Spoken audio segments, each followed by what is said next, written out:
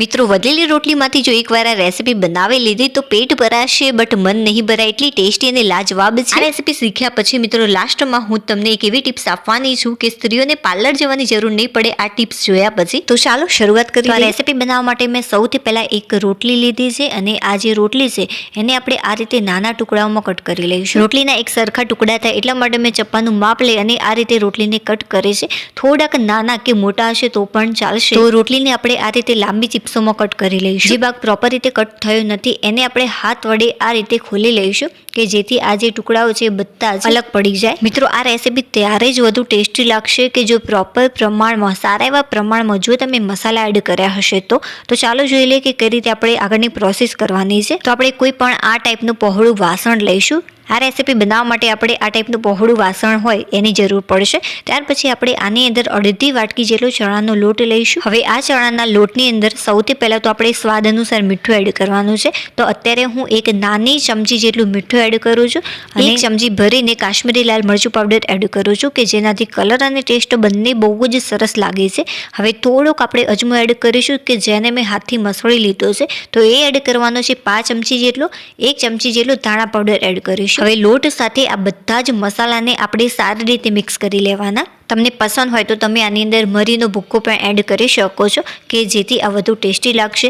ઝીણી કટ કરેલી કોથમીર પણ એડ કરી શકાય કે ઝીણી કટ કરેલી મેથી પણ આની અંદર તમે એડ કરી શકો છો. હવે આપણે આની અંદર થોડું પાણી એડ કરીશું અને સારી રીતે મિક્સ કરી લેવાનું.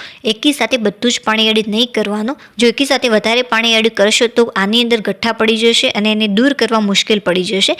એટલા માટે આ રીતે થોડું પાણી એડ કરીશું અને આને સારી રીતે મિક્સ કરતા રહીશું. અને આની જે પેસ્ટ છે એ આપણે આટલી પાતળી રાખવાની છે. આ પરફેક્ટ છે. જો તમને થોડોક યલો કલર આનો પસંદ હોય તો તમે આની અંદર થોડીક હળદર પણ એડ કરી શકો છો કે જેનાથી આનો જે કલર છે થોડોક યલો થશે. મિત્રો જે આ રેસીપી છે તમે બે રીતે બનાવી શકો છો, એક ક્રિસ્પી અને એક સોફ્ટ.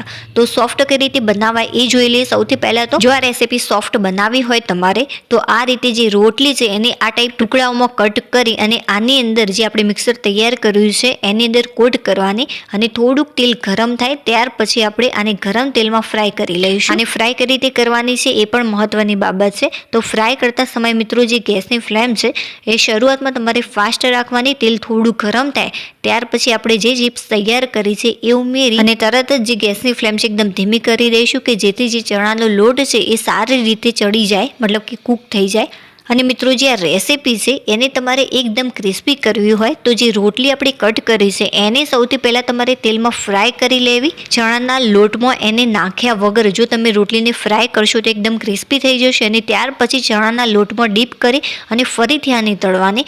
આમ કરવાથી એ સરસ મજાની એકદમ ક્રિસ્પી થઈ જશે. ફક્ત 1 મિનિટની અંદર સારી રીતે આ ફ્રાય થઈ જતી હોય છે. તો મિત્રો તમે જોઈ શકો છો કે સરસ મજાની આપણી રોટલી તૈયાર છે. હવે આ જ પ્રમાણે બીજી પણ રોટલી આપણે ફ્રાય કરી લઈશું. અને હા મિત્રો જે રોટલી છે એને તમારે ક્રિસ્પી કરવી હોય તો જે ચણાના લોટનું ખીરું છે મેં અત્યારે જેવું રાખ્યું છે એના કરતાં તમારે એકદમ પાતળું કરી દેવું. આમ કરવાથી ખરેખર એકદમ ક્રિસ્પી થશે. આ રીતે મેં રોટલીને ફ્રાય કરી લીધી છે. ચાલો હવે આપણે આનો ટેસ્ટ કરીએ અને આ રોટલી કેવી બની છે એ જોઈ લઈએ. તો મિત્રો તમે જોઈ શકો છો એકદમ સોફ્ટ રોટલી તૈયાર થઈ છે. ચાલો હવે આપણે આનો ટેસ્ટ કરીએ કે કેવી લાગે છે. અરે વાહ ફ્રેન્ડ્સ, ખરેખર સુપર A1 લાગે છે આ રોટલી. ચાલો હવે આપણે એક સરસ મજાની બ્યુટી ટિપ્સ જોઈ લઈશું કે જેથી સ્ત્રીઓને આ ટિપ્સ જોયા પછી પાર્લર જવાની બિલકુલ પણ જરૂરિયાત જ નહીં રહે. પ્રોપર માપ સાથે આપણે બનાવીશું. જો થોડું પ્લસ માઇનસ થશે તો ચાલશે. તો એક વાટકીની અંદર મિત્રો અહીંયા મેં લીધી છે મુમતાઝની માટી, તો એ આપણે લઈશું એક નાની ચમચી જેટલી. ત્યાર પછી મિત્રો અહીંયા મેં લીધું છે ગુલાબજળ.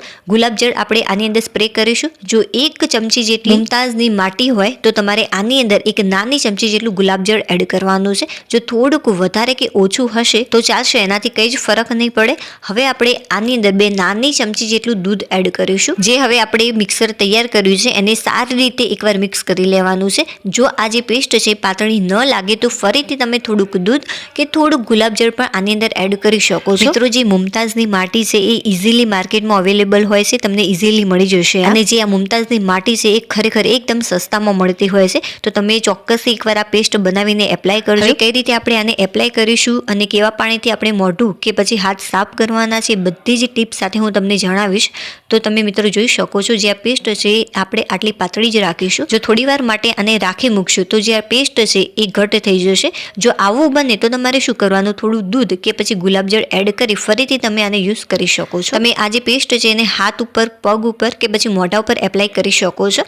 મોઢા ઉપર ખરેખર મને આનું ખૂબ જ સરસ રિઝલ્ટ મળ્યું અને જે આ પેસ્ટ છે રોજ એપ્લાય કરવાથી ખૂબ જ વ્હાઇટ અને એકદમ ચમકેલી સ્કિન લાગે છે અને લીચ્છી બને છે આપણી જે સ્કિન હોય છે એ. તો અત્યારે હું ચમચીની મદદથી લગાવી રહી છું. તમે હાથ વડે પણ આ પેસ્ટને લગાવી શકો છો. તો આ રીતે હાથ ઉપર મેં બધી જ જગ્યાએ એપ્લાય કરી દીધી છે. હવે જે મિત્રો આ પેસ્ટ છે એને આપણે થોડીક વાર માટે આ રીતે રહેવા દઈશું, 15 થી 20 મિનિટ માટે. તમે અડધો કલાક માટે પણ આ પેસ્ટને આ રીતે રાખી શકો છો. અત્યારે મિત્રો વિડીયોમાં ફક્ત તમે 10 મિનિટ માટે જ આ પેસ્ટને આ રીતે રહેવા દીધી છે. હવે જે આ પેસ્ટ છે એને હું પાણીથી સાફ કરી રહી છું. તો મિત્રો જે પાણી છે એ તમારે બહુ ગરમ પણ નથી લેવાનું અને બહુ ઠંડુ પણ નથી લેવાનું. અહીંયા મેં નળનું જે પાણી હોય છે એનો જ ઉપયોગ કર્યો છે. તો બસ આપણે આને પાણીની મદદથી સાફ કરી લઈશું. ત્યાર પછી મિત્રો હું આનું રિઝલ્ટ બતાવું કે કેટલું સરસ મને રિઝલ્ટ મળ્યું છે. હવે હાથ હું ચોખ્ખા પાણીથી વોશ કરીને આવું અને ત્યાર પછી હું તમને બતાવું કે કેટલું સરસ મને રિઝલ્ટ મળ્યું. ચોખ્ખા પાણીથી મેં સારી રીતે સાફ કરી લીધો છે હાથ. હવે આપણે કપડાની મદદથી આને સાફ કરી લઈશું. તો મિત્રો તમે જોઈ શકો છો આનું લાજવાબ રિઝલ્ટ. મિત્રો ચોક્કસથી આ પેસ્ટ આ રીતે એપ્લાય કરજો. અને મિત્રો મારી જે આ ટિપ્સ તમને થોડીક પણ ઉપયોગી લાગી હોય તો પ્લીઝ વિડીયોને લાઈક કરી દેજો અને ચેનલને સબસ્ક્રાઇબ કરી લેજો.